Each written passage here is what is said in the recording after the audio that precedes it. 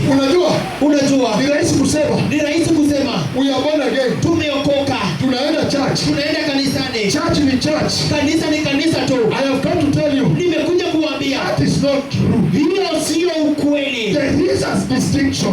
Kuna utofauti. There is a serious distinction. Kuna utofauti mkubwa. And the Lord himself is the one putting the distinction. Na Bwana mwenyewe ndiye ameweka utofauti. Even the discussion right now, Hata mjadala sasa hivi in the social media, katika mitandao, I have come to believe it's the Lord himself. nimekuja kuamini kwamba ni Bwana mwenyewe Anafanya watu wajadiliane, anafanya watu wajadiliane, so that wale wako na hekima ya Bwana wajue kuna hali pa kuenda. ili wale ambao wako na hekima ya Bwana wajue mahali pa kuenda. Do you think to have a pastor in this house is a joke? Je, unafikiria kuwa na mchungaji katika kizazi hiki ni mchezo?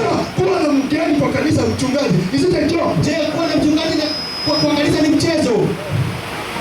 The Lord has put a distinction. Bwana ameweka utofauti. Hallelujah. Hallelujah. Praise the Lord. Bwana asifiwe. Hallelujah. Hallelujah. So that you don't say, Ili kwamba msiseme, unajua, I could not believe. singeweza kuamini. The Bible says, Biblia inasema, don't believe every spirit. usiamini kila roho, You must test them. lazima So usijaribu. who do you want to test it for you? Je, unataka nani asijaribu? It is you who have got the power and authority to test every spirit. Ni wewe ambaye uko na nguvu na mamlaka ya kujaribu hizo roho. Nobody can test for you. Hakuna mtu ambaye anaweza kuzijaribu kwa ajili yako.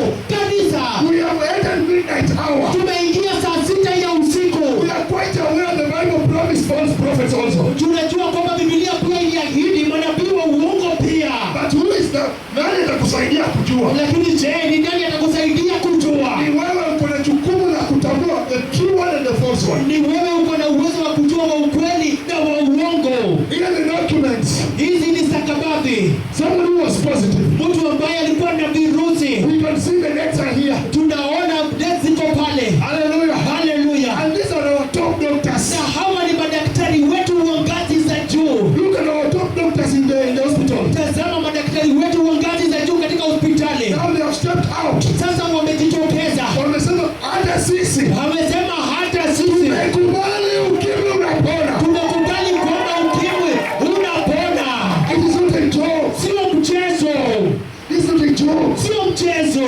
What we are saying is not our dialogue. It's not something to discuss. Kile ambacho tunasema sio kitu cha kuleta mjadala. This should shake your heart and tremble. Hii ndio inapaswa kutikisa moyo wako na utetemeke. Hallelujah. Hallelujah. Midnight hour.